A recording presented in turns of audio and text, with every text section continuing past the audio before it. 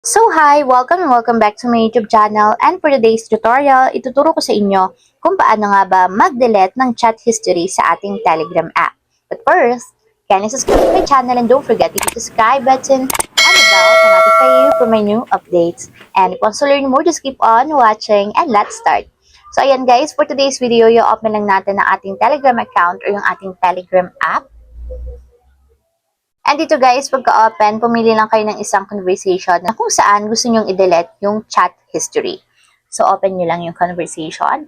And pagka-open guys, itap nyo lang yung 3 vertical dots na dito sa upper right corner. And may magpa-pop up dyan guys na option. So, hanapin nyo dito yung clear history. So, tap nyo lang yung clear history. And confirm natin dito guys, are you sure you want to clear your chat history with this conversation? So, confirm lang natin.